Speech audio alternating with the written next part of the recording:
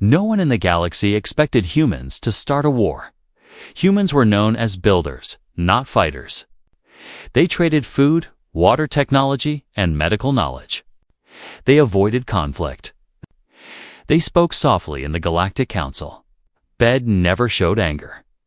That was why the attack came as a shock.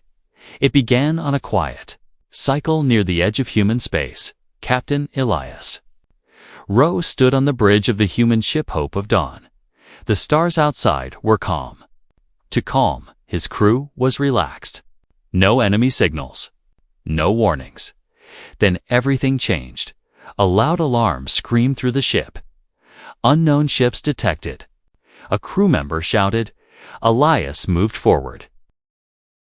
The display filled with massive alien warships, dark, sharp, and silent. Their weapons were already charging. Identification. Elias asked. No response, the crew replied. They are locking weapons. Elias felt his chest tighten. Send emergency signal to Earth.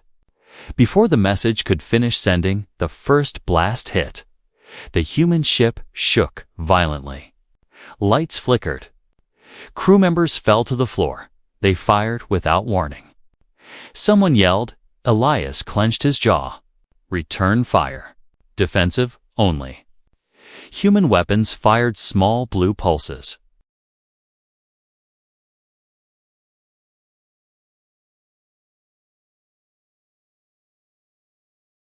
The Hope of Dawn was burning. Elias looked at the screen in disbelief. Why are they attacking us? No one had an answer. Across human space, the same thing was happening. Human colonies were attacked at the same time. Space stations were destroyed. Trade ships vanished.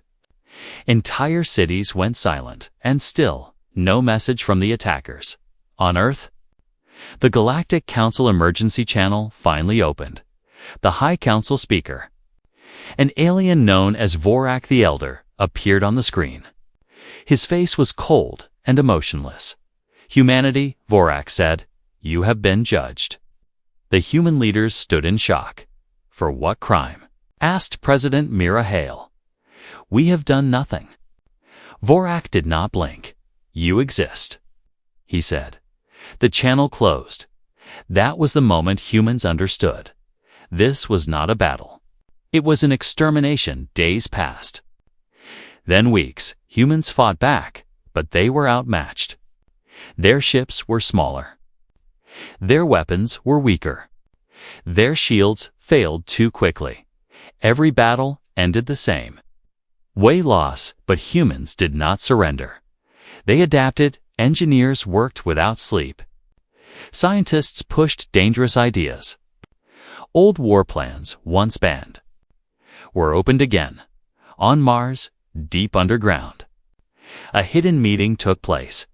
General Marcus Kane stood before a small group of leaders. We cannot win this war the normal way, he said. The enemy is stronger, bigger, faster. So what do you suggest? Someone asked. Marcus looked tired, but his eyes were sharp. We stop fighting like they expect. The room went quiet. They believe humans are weak, Marcus continued. Emotional, predictable. We will use that against them. What about the council? Another leader asked. They control the galaxy. Marcus nodded slowly. Then we'd change the game. Back in space, Captain Elias Rowe survived. His damaged ship drifted for days before rescue. When he returned to Earth, he saw the truth. Cities were damaged. Skies were filled with defense drones. Children trained in shelters. Humanity had changed. Fear had turned into focus. One night, Elias stood alone. Looking at the stars, they think we are finished, he whispered behind him. A scientist named Dr. Lena Ortiz spoke softly. That is their biggest mistake. She showed him a hologram, a new ship design. It was small, fast, silent. This is not for battle, Lena said. It is for survival. And something more. Elias understood. Humans were not trying to win the war. They were trying to make sure the enemy would never forget them. Months later, the Galactic Council met again. They spoke of human losses, of broken colonies, of a species close to collapse. They laughed. Humans will fade, one council member said, like many before them. But reports began to change. Alien supply lines were attacked. Communication relays vanished. Small outposts went dark. No large human fleets. No warnings. Just silence. An alien commander spoke in fear. These attacks do not match human tactics. The High Judge dismissed it. Humans are desperate.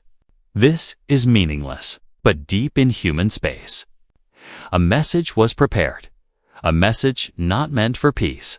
A message meant for history. Elias Rowe volunteered without hesitation. If someone must speak for humanity, he said, let it be someone who saw us fall. The ship launched in secret. It carried no weapons. Only one human.